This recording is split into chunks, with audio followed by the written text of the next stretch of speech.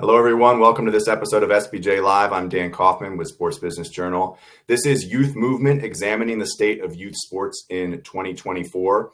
As we are getting started here and as people are trickling into the room, I will go over my standard instructions for every SBJ Live. And these are my rules to make this go as smoothly and as effectively as possible for everyone, for the panelists and most importantly, for you, the audience. So if you've come to an SBJ Live before, hello, good to see you again. If this is your first time, these are the important rules to abide by when you're here with us today. One, we want you to chat with us. And what does that mean? There's a chat bubble in the bottom right. Go ahead and introduce yourself in that chat. Tell us who you are, where you're coming from, and what you do. And if you see people who you know, go ahead and message them and engage in conversation there. We encourage that. So please go ahead and do that. I see some people doing it already. Hello, Michael. Hello, Aaron. Right next to the chat tab is a questions tab. This is number 2. Questions. We want your questions. I've got questions for our panelists here, but this is live. This is interactive. The point of this is that it's not a taped podcast. It's not a recorded conversation. We are all here with you right now, and we want your questions. So submit your questions in the tab right next to the chat tab. Do not wait until the end to submit your questions. Submit them as soon as you think of them and put them in there. And then you can upvote questions that you want to make sure that we get to. I hope we get a ton of questions from the audience. We will go for about 40 minutes. That's my target. If we've got a ton of questions from the audience and we're just flowing along, maybe we'll go a little longer than that, but just know that 40 minutes is roughly our target for this discussion. All right. Thank you. Great to see everyone coming in here. Let's go ahead and introduce our great panel for this episode of SBJ Live. I'm going to flip it to each of them to give 30 seconds to a minute to say who they are and what they do, and then we'll get right into the questions. And I will start in reverse alphabetical order by last name. Amanda, go ahead. Hi, good morning, good afternoon, everybody. Amanda Shank. I'm EVP of Business Development and Brand Strategy for Unrivaled Sports. A relatively new name to many of you, I'm sure, but we launched Unrivaled officially about 2 weeks ago.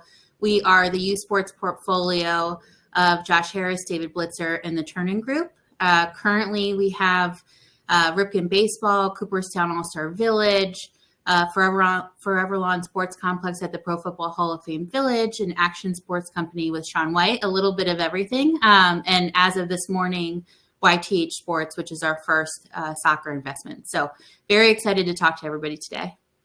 Thank you, Amanda. Brett. Thanks, Dan. Great to be with you. Brett McKinnon, fortunate to lead what many of you would know as Sports Engine day-to-day operations. It spans across our products and service inside the NBC SportsNext portfolio, which incorporates both the Sports Engine products and services, Golf Now and Golf Pass, as well as Fandango Media, which is really exciting. And then day job is probably a little bit between sales and marketing more specifically. Thank you, Brett. Samir. Hi, everyone. Samir Ahuja. I lead GameChanger, which is obviously a youth sports platform focused on streaming and scoring and stats. We are part of the Dick's Sporting Goods family. Very excited to be here to talk youth sports with all of you. Thank you, Samir. All right, a preliminary question for all three of you. Let's start this way because I think it's a good way to frame this conversation. What are the goals of a youth sports organization and those who work with them? And let's go in the other order, and we'll start with Samir. Samir, go ahead. Well, obviously, there's a lot of parts of the ecosystem, digital and physical and all that. But I would say overarching, from my perspective, the goal of any youth sports organization is to elevate and improve and contribute to the advancement of the next generation in our country and around the world. And that's to help kids develop, whether it's physical or mental skills, or just work their way towards becoming better people and enjoy their life and turn into great adults. So that might be through playing the game, it might be through following. But at the end of the day, I think we should always remember that the most important part of youth sports is the kids playing the game. Brett, what would you add? It's hard to add. Samir always has great answers. But, I view youth sports as such a part of the fabric of our communities, and so much about communities that extends to the team you play on, the sport you're in, how does that transcend to what you do through middle school and high school and college and the professional ranks? But I think, simply said is, leaving these kids in a better place from a leadership and other the characteristics that they carry for the rest of their life. And if we can all focus on that, we're going to have a lot of great future leaders in the years to come. Mm. Amanda, I'll give you a chance to add to that if you want, but I'll also tee up the next question, which is going to be for you. And that question is going to be related to investment in youth sports, right? Money moving around, opportunities in youth sports. And I think there's no better person, or certainly few better people to talk about that than you, considering the news just today and also the news over the past couple of weeks about the launch of Unrivaled, which is, as you mentioned, backed by Josh Harris and David Blitzer and the Charon Group. The question is this: tell us more about that company, and in particular, why now? Sure. Well, I think when you think about why this company, it's all the things that Samir and Brett were talking about. Whether it's Josh or David as individuals, it's Cal Ripken, it's Sean White. Youth sports were a formative part of their experience and who they are today, and that extends down to our entire team. Even those of us who maybe didn't have as illustrious sports careers as some of those on that list. I think in terms of why now, youth sports is a massive industry. It's growing, and as sort of everyone talks about it still is highly fragmented. And from our perspective, I think you want to be in business where customers are really passionate. And there's few things you're going to be more passionate about than your kids, number one. And then sports is somewhere in the top 3, top 5 for most people.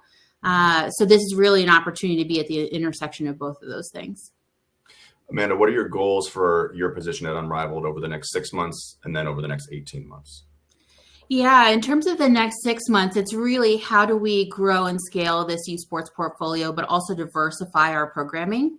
Right now, we are super baseball heavy. You'll see that in terms of some of the brands that we have. And, I think you're going to see, even as soon as this morning with the investment we made, us diversifying which sports we offer, where we offer them, being more truly national, and also thinking about sort of the type and access level of each of those sports in the next 6 months. And then when it comes to 18 months, it's, how do we create efficiency, but also amplify the impact of what we can do once we've achieved some of that scale. Brett and Samir, I'll flip this to either of you or both of you. Aside from Unrivaled, what other investments in youth sports have caught your eye, and why is it important to pay attention to those investments? Samir, maybe I'll start with you. Sure.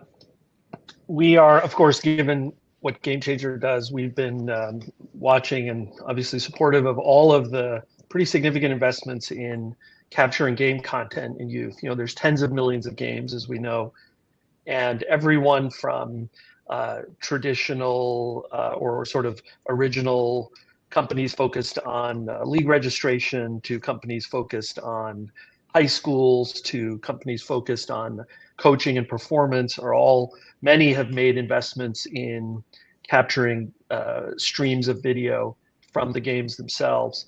And it's still, in our views, early days there, and a ton of exciting innovation, both physically and digitally. So that's definitely something we're excited about keeping an eye on. Brett, what would you add? Yeah, Dan, I think I've been fortunate to see a couple of these cycles where investment capital has come more aggressively into the space. So, looking back when the formation of sport technology, particularly in youth and amateur sport, happened in the early 2000s, SportsEngine was at the forefront of that. Again, in 2015, when the consolidation really happened with technology companies, and now you're seeing a different movement here in the middle of the 2020s. And, during, call it 2019 and 2020, when participation really went away for the first time, this was a recession-proof industry aside from what happened in 2019. It allowed us all to take a step back and to really zoom out of what's going to happen over the next 10 years. And we spent a ton of time on the road, and we had 3 core principles to where we thought participation would be by the end of this decade. And we continue to follow that from a relationship standpoint, from what we track in the capital markets, but also our product and technology roadmap. And I'm really proud of what our team has been focused on, what we've been able to achieve over the last 4 years with some key partners, and what we'll continue to do in the back half of this decade. It's going to be a lot of fun, right? It's a real industry. It continues to get validated, And Amanda, as of this morning, with you, Dan, and others, it continues to prove that really well. No doubt. I do want to ask a question that maybe looks for a different answer, or maybe tries to poke at maybe if there is a downside to the investment in youth sports. And that's a question that's related to, does the investment and then continued money that flows into it and then expectations from those investors make youth sports more professionalized, such that those investors are expecting a return, right? More revenue from whether it's sponsorship money or parents, putting money up to support the organization. Is there a concern in any of your minds as it relates to that kind of professionalization and the expectations of returns? Happy for anyone to jump in, or I'm happy to call on someone. I don't mind jumping in. Samir and Brett might have been waiting for me, but I think what I would say is, first, I think some of this investment brings much needed resources to different parts of the industry. There are still tournaments you register for with your kid and you travel into, and when you get there, there's one umpire, there's rocks in the outfield, and you can't find anyone who actually is from the tournament organizer. And so when we talk about professionalization, I think some of that is setting the expectation of what players, their families can expect from any of these experiences, and making sure that we're actually delivering upon that. I think that's sort of table stakes that isn't quite there yet. So I think that's a big part of it. In terms of sponsors and brands, I do think there's a huge untapped opportunity within youth sports. Again, getting back to those passion points, we have brands that want to participate with these families.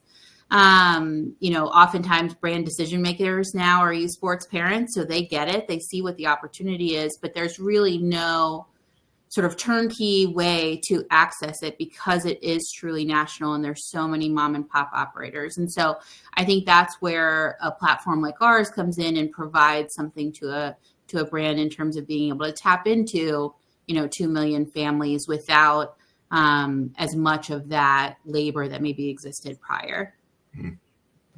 Thank you, Amanda. Samir. I'm happy to jump in, and I agree with that. And investment in no way scares me or concerns me. I think it's good. From my perspective, investment is a catalyst for innovation, which Amanda also said. And certainly we live in the digital world here, and so we believe that there's new tools that get built, there's new experiences, new platforms.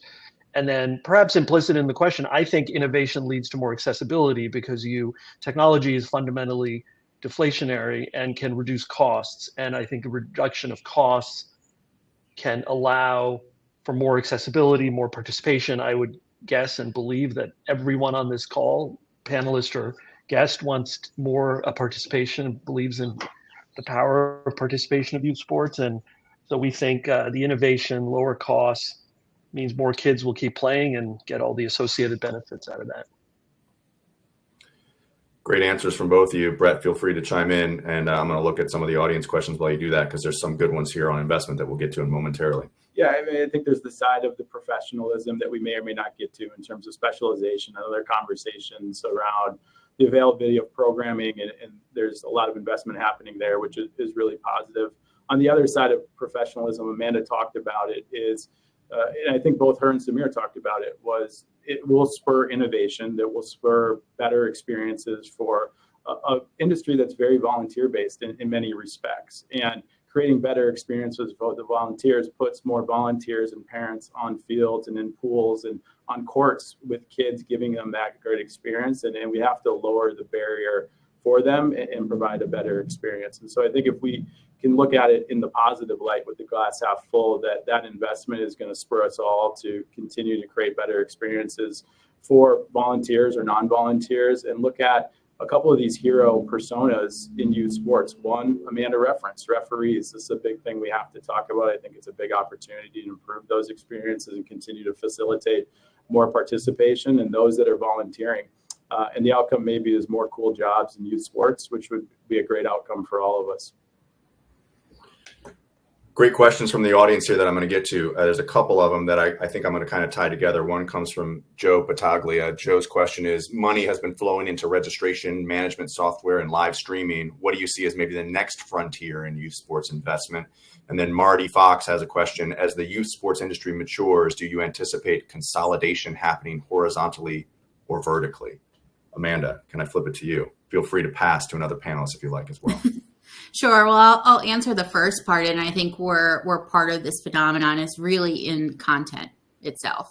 I think there has been a lot of focus on the technology pieces as we were referencing, but in terms of being able to innovate the actual experience and content that families are having, that's where someone like us comes in. You've seen people participate on like the club and team organizer level, but I'm thinking more event operators, rights holders, venues in the near term future. Thank you for that, Amanda. Samir or Brett, feel free to take Joe's question related to that, or there's Marty's question as well, which is, do you see consolidation happening horizontally or vertically? I'll jump in on a lot of investment, and Samir and I are both in this arena in terms of registration platforms, scheduling platforms, scoring platforms, what we're doing with video, and we're a big investor in that space. To me, the big innovations and consolidations are going to make it easier for administrators, event organizers, and operators. There's going to be some big innovation in the next 5 years, and all of us in some respect probably have 5 to 10% of what we're investing in to figure out what that might be. With that said, I think most of us are saying, how do we do what we're already doing better, right? How do we continue to elevate the experience and the things we do today? How do we create great connections with third-party products and services of areas that we're not invested in? And through that, we will start to see the new innovations occur. And to Samir's earlier point, is just doing some of those things better will increase accessibility, it will improve experiences, and support more participation. So Samir, I'll let you take maybe the second half of it, of that question. Sure, I appreciate that. I agree with everything that both Amanda and Brett said, and I think that the demand and excitement around around more and better content and a better experience around it, and all of that will inspire consolidation. And of course, and it's a reality, and it's not, again, we said it a few minutes ago, not a bad one. I think the entry of a lot of investment, it's come from professional sports owners, it's come from private equity firms, VCs, et cetera. I mean, everyone, corporate investors that Brett and myself are obviously quite familiar with. And there's no question, but I think that consolidation is going to be driven by ultimately the needs, the very appropriate and important needs of the end users, whether that's an admin, event operator, family, the kid playing the sport, et cetera, community fans, because they are looking, in our view, for an integrated experience. And there's certainly a lot of great entrepreneurs and executives and operators kind of rising up to meet that. So I welcome that trend, and certainly hope all of us on this call are participating in that, in that future going forward. And I'll note, Dan, I think Samir's spot on. You see this a little bit with what Amanda announced this morning and other things happening at Unrivaled. One of the biggest transactions that have happened in our marketplace probably in the last 10 years occurred with Augusta Sportswear and Founder Sports Group, which you don't traditionally think about in the technology space this year. I think that's a great signal of what we'll see here over the next 5 to 10 years. Thank you, guys. Thanks for the questions, Marty and Joe. I want to jump the conversation to a discussion around participation, because that was among the things that you all mentioned during our prep call as being important. And I'm going to give us some information that I took from the Aspen Institute's 2023 State of Play report. Thank you to the Aspen Institute for everything they do around youth sports. Some of the participation trends that they noted in that report were, one, children are playing team sports less regularly, and this is 2019 to 2022 kind of time frame. So recognizing that more is going to come out over the past year. So children are playing team sports less regularly. Sports participation is increasing for girls and declining for boys. And Massachusetts and Minnesota lead the way among U.S. states for participation, which we'll probably get to after those first two. Brett, you're probably partial to Minnesota for a variety of reasons, I assume. But in all ways. Let's start with 1 and 2 then, and let's kind of go through them in order. And I'll ask this question of each of them, right? So number 1 was children are playing team sports less regularly. Why are we seeing this? What needs to be done to change it, if anything? Let's focus on those 2 questions first. And Amanda, I'd love to start with you. Sure. I think one of the big reasons is just the escalation of importance, specialization, pressure on kids in team sports. In terms of being able to address it, I think it's on event organizers and also parents to depressurize those situations. So when you think about a tournament or your child's participation in youth sports, it really should be what are they taking away in terms of memories with their team, with their family, getting better during any of those one events versus, what was my batting average? What was my daughter's performance during that event? And I think the ways you can do that is really starting from the organizer level in terms of setting the tone for behavior. That's something we're super focused on. We also think about it in terms of athlete development. Because ultimately, I think for the sort of larger participation base, but also for the industry, it's a win if, kids are staying in the game longer, if they're enjoying their time, even if it means that they're not playing at the college level or the professional level down the road. And so anything we can do to contribute to that and kind of take that pressure off of the team sports environment, I think is beneficial to both the participants and the business. Thank you, Amanda. I'm going to flip it to Brett to answer the question of, why are we seeing this? What should we be doing to change it when it comes to children playing sports less regularly? But also Brett and Samir as well. I'd love it if you think about why that's important for the broader sports industry, right? And even think about segments of the broader sports industry and why this trend is important to address. Yeah, I think Amanda maybe addressed really well the front end of this. There's a number of socioeconomic and other related things driving this. If we look at 2019 and 2020, I think there's some positive attrition where people have reassessed their lives and the optionality they have to go participate and do things a different way than they did. Maybe there isn't as much of that pressure to feel like I have to be on a team, I have to do this. I can be physically active in different ways, which I think is positive. I think there's a lot of great investment in programming. There certainly needs to be more optionality for kids to participate.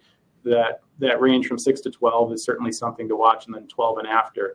I think if we can have more investment in programming where children have the opportunity to participate in a non-competitive way beyond the age of 11 and 12, we're going to be in a great spot. But I think you continue to see Amanda, the professional leagues, local communities. I think there's a lot of investment there that we'll see positive trends from. And then I look at these other groups of influencers in youth sports. We've got to have great experiences for volunteers. This is a volunteer-led business for many. And if that's not a great experience, it's going to be challenging. And we have to continue to focus on that group. We have to continue to focus on referees and ensuring that we have great competition and that they feel welcomed into the community and that we're really establishing great principles that fans live by and treat them well. And I think if you can look at diversity of programs, accessibility to programs, great volunteer experiences, and this generation of referees coming back in to support the experiences, I think we'll be in a really good spot. Samir, if you'd like to add anything to that, feel free. Otherwise, we can jump to our conversation about increased girls, declining boys.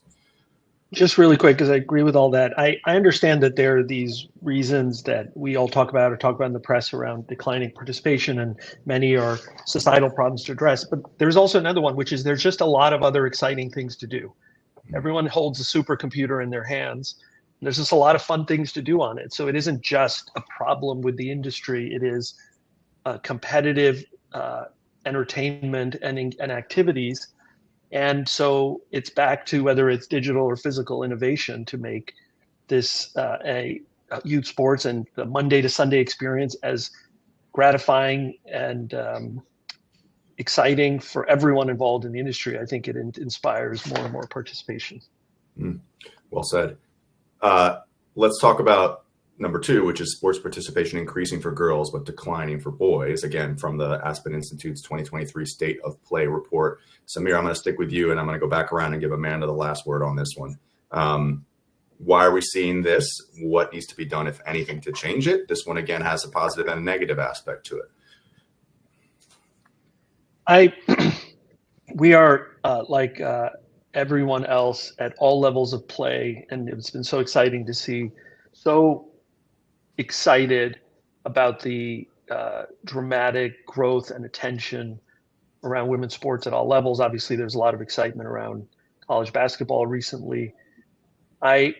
From our vantage point, we tend to look at this as kids. Like kids are kids. Obviously, there's there are trends in all directions, and to me, it's this ongoing thread that we've had in this entire really great conversation, which is how do you make it exciting and compelling for kids and families, and if that needs to be customized between boys and girls, then that's just part of the innovation, and we need to do that. I remain just incredibly optimistic that declining participation trends or other headwinds that are being identified in this space can be addressed. And I think this panel, for example, is a testament to that, because there's so much innovation, so many different types of companies and people, even just represented on this call, right? And new entrants. That's a net positive force, in my opinion. Brett. One is, we've been longly invested in girls and women's sports. About 50% of our participation on our platform resides in girls and women's. Many of our key relationships have been focused on girls and women's sports, and partnerships more broadly with NBC Sports, with the Women's Sports Foundation. But it really leads me to the key point, as more of a fan than a person in business, is right now I think that the women's game and the girls' game has a better brand. They have a better platform. And they've been doing that for many respects, for like Billie Jean King, for 50 years. And they've been building this platform to this inflection point. And then you have this transformative person like Clayton Clark that can pay homage to the likes of Billie Jean King, or those who became before them in basketball. And the platform of women's sports right now, an investment with League One volleyball, what you're seeing with the USL, which they'll launch their Women's Super League later this year, which is really exciting, is I think the women's platform is not just about the evolution of the game. It's been this multi-decade commitment to building a great platform whereby the athletes of the present really pay all the dividends from what was done in the past. And I think if we can get back there on the men's and boys side, maybe in a different way. We speak a lot about NIL, and we speak a lot about transfer portal, which certainly comes in the game, in the women's game, but less of the time is spent talking about that. More of the time is talking about the last 50 years to get here. Thank you, Brett. Amanda, I'm going to flip it to you, and I love if you would focus probably more on the increase in girls' participation than the decrease in boys' participation, but feel free to comment on either. And also, I'd love it if you answer what might be an obvious question, but that's, why should the broader sports industry care about this increase in girls' participation? Yeah, and I appreciate everything Samir and Brett said, because I appreciate specifically that no one says women's sports having a moment, because that's like the most grating language when it's been building over decades. And I think what we're seeing with increased girls' participation is, one, access in programs that are now commensurate with what boys have access to. What I'd like to see is sort of the next stage of that is the brand investment that's happening at sort of the collegiate level to start to trickle down to youth. Because I think there's some, even within the participation, you see some nuance by sport. Girls volleyball is booming, but all of a sudden basketball is taking a step back. And so I want us to be intentional and thoughtful about where some of those resources go so that we continue that trend. Why should people care? I think, one, there's really good data about what it means specifically for girls in terms of their future potential, their future earning potential. But also just across the board with youth sports, this is not only your future fan base, this is also your future labor force. And so all of these awesome lessons that we're saying people learn through youth sports are going to be really meaningful for the people that you're surrounding yourself with in your organizations in the future. Thank you all for those answers. I'm going to jump to another of my questions now, and we'll get to some more audience questions in a moment. But for that question, I'm going to go to the third point that I pulled from the Aspen Institute's report, which was that Minnesota and Massachusetts are leading the way, at least over the last 3 years, when it comes to youth sports participation. And I'm going to share my screen, or at least attempt to do that. Let's see if I can do it here. There we go. So this is a chart that is on the Project Play website from the Aspen Institute, or a visual rather. And this is overall participation by state. And you can see the breakdown here, and I can scroll over and kind of see what the numbers look like. The highest one in Minnesota, second highest in Massachusetts, and then lowest in Nevada. But clearly among the lowest are many of these southeastern states, with the exception of Alabama. And among the highest are kind of your Midwest, northern states here. I'll just ask the group, what do you make of this? And let's go in reverse order. Amanda. Well, I was hoping you wouldn't start with me because I'm a little befuddled by this map. You sort of expect like, okay, well, is it a weather-based trend? Nope, that's the opposite. Is it socioeconomic? No, that's not consistent either. And so I was hoping to learn from Samir and Brett about what's happening there. Samir and Brett, you've been put on the spot. This is a tricky one. I don't know that anyone wants to step into this. I'll speak to Minnesota. I know it well. Some patterns that work here is we have a variety of seasons. We have a lot of optionality, as Samir alluded to, that there's a lot of things you can do. We have great grassroots community-based programs. We have great investment from the professional sports teams in Minnesota. You have a high standard of education, great accessibility to activities, not in all respects, but there's a variety of different factors that I think help those. And I think if you put all of those data points in some form of analysis, you will find maybe the silver bullet. Brett, perhaps you're being modest. I mean, is there the fact that Sports Engine was, I think, headquartered in Minnesota? You're in Minnesota. I mean, that has to play a part in this, right? I would like to take credit for it. I think if you also look at what are the most active states for adults, Minnesota always skews exceptionally high on activity. And so you have, generally speaking, very well educated people, very active people who are involved in their community. Sports Engine, if I could take credit for it, I certainly would, but I'm not sure that's the key driver right now. Fair enough. Samir, would you add anything besides saying that Sports Engine is responsible for Minnesota's success? Yeah, I was going to say Sports Engine. I'll take it. I appreciate that. Yeah. A non-answer. I think we should work on improving participation in the states that where it's lower. I'd also love to see more current versions of this data. Yeah, 2020 and 2021. Fair enough. And I expect that their report will come out soon. They have their conference coming up in a matter of weeks. So hopefully we'll see a better trend when that report comes out. Let's jump to some audience questions. I'm going to go to the one at the top of the list. This is not one that got the most upvotes, but I'll get to those. This one comes from Kohei Ito. Kohei, thank you for your question. The question is, how do you see the growth and evolution of flag football and lacrosse, with these being sports becoming an Olympic sport in LA 2028? Brett, can I kick it to you? Yeah, I'll start. Super excited about the upcoming games. I have to have my plug for what will happen here in 24 before we move on to LA 28, which is really exciting. We're mentioning flag, lacrosse, multiple other sports that we all support, particularly softball and Craig Kress over at USA Softball, and a number of others making their way into LA 28 was really exciting. So that's the first part.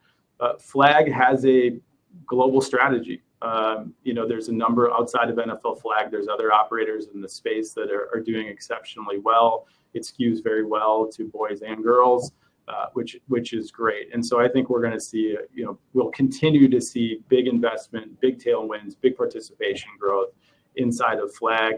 Lacrosse having that opportunity leading into LA 28 continues to be a sport that grows at a reasonably good rate. Great leadership there at USA Lacrosse. And I think really exciting to see that game come to U.S. soil in 28. And I think part of it, and Amanda's talked about this, what I would consider with brands and others that have opportunities as we lead towards LA 28. We're going to be on the global stage multiple times over the next 5 to 6 years. So whether it's the World Cup in 26, whether it's 28 in LA 28, or the 2031 Rugby World Cup, we're going to be in a great spot. And so I think as you look at your strategy, and maybe coming back to that same question, is what are the sports, what are the demographics and consumer types that you're interested in as a brand or a league? Do you have a long-range strategy to activate with those groups? And you're going to have the biggest tailwind of activity in this decade to do that and build a long-range strategy and build deep roots with your consumer or customer of the future. So we're really excited about what will happen leading into LA 28. Thank you, Brett. Samir or Amanda, feel free to add to that. Otherwise, I'm going to jump to another question that we've got here from Carrie Keating. Carrie says, what, if any, and again, this is actually a question that got a number of upvotes, 5 upvotes. What, if any, are the plans to invest in the training of parents as coaches? Just as big a need as any. Samir. I had a feeling you'd call on me on that one. We love our coaches because they are integral to what GameChanger allows you to do. And many of our coaches are parents. One of the areas that I have seen a lot of innovations or small companies, new companies, is around that kind of content, consuming content, training, whether not just for the kids, but for parents. And what we haven't seen yet, and I hope happens, but and maybe someone out there on this call might build it or is building it, is a scaled business model company, that's sustainable around non-game content, whether that is to help athletes or their families. We've seen a lot of scaled business models represented by the people on this call, but I haven't seen something there. I think everything after the game around getting better as an athlete or as a parent or an admin or a coach, I'd love to see someone scale that up into, it seems like you should, because you have those kind of business models in other industries. So I wish I could say that I know who's going to do that or we're doing it at scale, but I want someone to do it. Thank you for the question, Carrie. Thanks for the answer, Samir. I'm going to jump to one of my questions selfishly because I want to shift the conversation to safety because I think it's relevant. It's one thing that we did talk about in our prep call. And I'm going to kick off the conversation with this question and we'll see what direction we go in. How do we as an industry properly balance the desire to encourage youth participation with the allure and the dream of becoming a professional athlete? Brent. This is a tough one. I would take it back to whether it's Samir or myself, what Amanda and their team will build, or any of the other technology companies that are supporting our spaces. For the most part, and I would say almost all the time, it's built with a positive intent in mind, and that we will build something for our customer. We're going to iterate on that, and we will continue to try to make it better and more comprehensive in nature. The use of that is the second part of this. And so there's the education of, is being first necessary? Or should this evolve a little bit before we try to adopt that technology? What was the purpose of the technology and how are we using it today? So it's two sides of this. And so we see hundreds of companies coming through Comcast Sport Tech Accelerator. Samir referred to a number in the training and education space for coaches and volunteers. And so we get a really good look at the new innovations coming down. And I think they fit into probably 3 big categories in this area of balancing, Dan, that you're talking about. More on the performance side is in wearables, in biometric and GPS. And then you have what's happening in video analysis tools. One of the companies that I saw most frequently, and I think there's a debate of can this problem be solved in 5 years, 10 years, or 20 years, is how do you use video capture, video analysis for the purpose of investment in fields and where injuries might be happening? And then how does that then indicate when an athlete might need to have some form of recovery, or that there's too many injuries being associated with this area, this facility? And I think that's one cool innovation that I'm sure will come out of what potentially Samir is doing in video, what we're doing with Pixelot and others in video, or one of these other companies that are entering the space today. And so I think the balance of that is two-sided. Are we building products and services that really deliver value to customers? And then number 2, is it being used in the way it should be used? And I think there's a lot of evolution to come here over the next couple of years in that area. Mm-hmm. It's a natural way to transition, I think, to a discussion about those technologies. Samir and Amanda, feel free to comment on the question around safety, but I'll also pose this question to you. And actually, it's a question that I'm going to kind of paraphrase from one of our reporters from Sports Business Journal, Chris Smith, who put a question in the chat. And Chris's question is this. It's going to open up just a general discussion. I think, Chris, thanks for dropping the question here. A lot of startups are working to develop holistic solutions for the youth sports level, i.e. tech platforms for signups, fundraising, team management, communications, etc. How important or necessary will those be to the future growth of the youth sector? I think it's an easy question to say super important, but tell us why. Samir, do you want to go first, or Amanda, do you want to raise your hand? Go ahead, Amanda. I obviously super important, as you said, Dan. I think the biggest piece of it from our perspective is all of those technologies help us deliver on the brand and experience promise. And so as we look at a comparable example of professional sports, you've seen how fan engagement technologies, experience-based technologies all improve that ultimate experience on game day for the different fans coming into the venues. We're thinking about technology the same way. So it's finding those right partners who, one, are aligned on mission, but then can improve what we've promised to our consumers and make sure that the kids are getting those experiences. Samir, what would you add?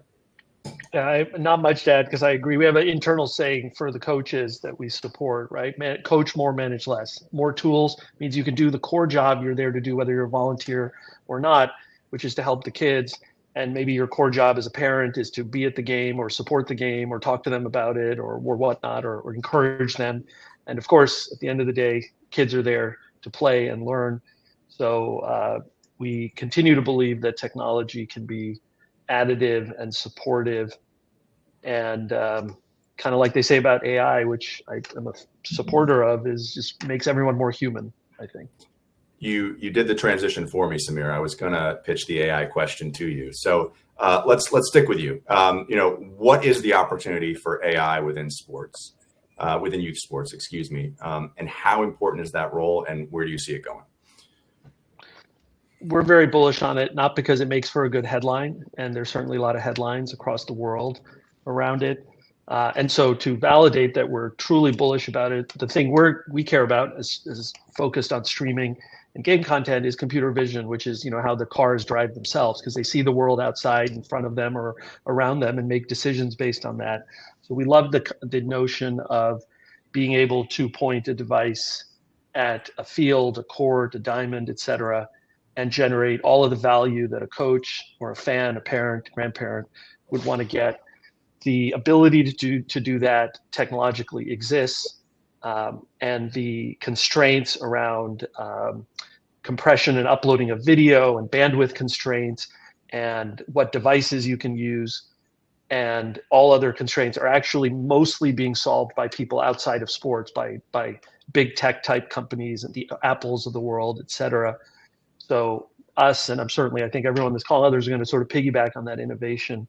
And that's just going to, it's really transformative. And from GameChanger's perspective, we are all in on this trend.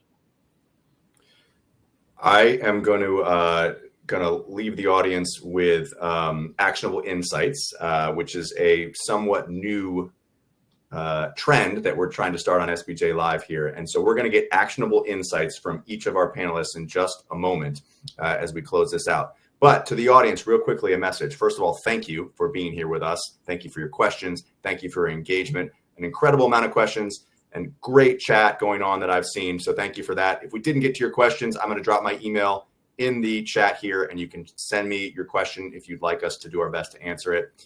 We do these nearly every week, at least twice a month, and I hope that you will join us for many of them. SportsBusinessJournal.com is the best place to go if you're not familiar with Sports Business Journal. After this episode, you'll receive an email from us, which will give you a coupon to subscribe to Sports Business Journal if you're not already a subscriber. I hope you become one. All right. So I've asked both of you, and you were given notice about this, so I'm not putting you on the spot, but I would love to get 1 to 2 actionable insights from each of you to close this out. And what do I mean by actionable insights? I mean something that someone who's watching here can take back to their day-to-day to start doing to make a difference in whatever they do. And there's no guidance beyond that. And I am going to pick on someone whose last name begins with an A and go with Samir to start.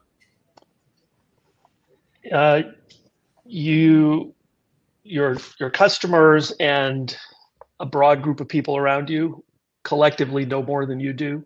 So be humble, iterate on your product every single day, listen to what people are telling you, and you're increase the odds of building something that the world needs and will pay you a little bit of money for.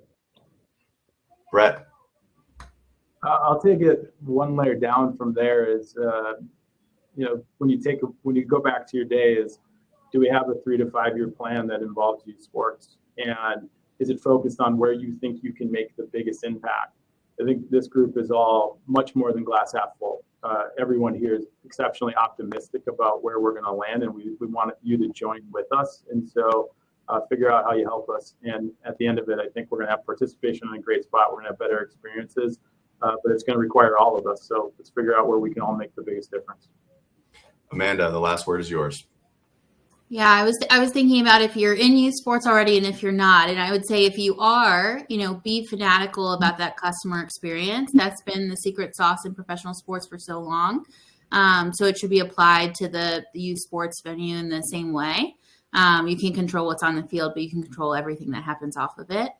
And then if you're not in sports, youth sports, as Brett was saying, if you're in college or professional, reach out to your visitors bureau, your sports commission in your neck of the woods to think about how you could be a youth sports destination.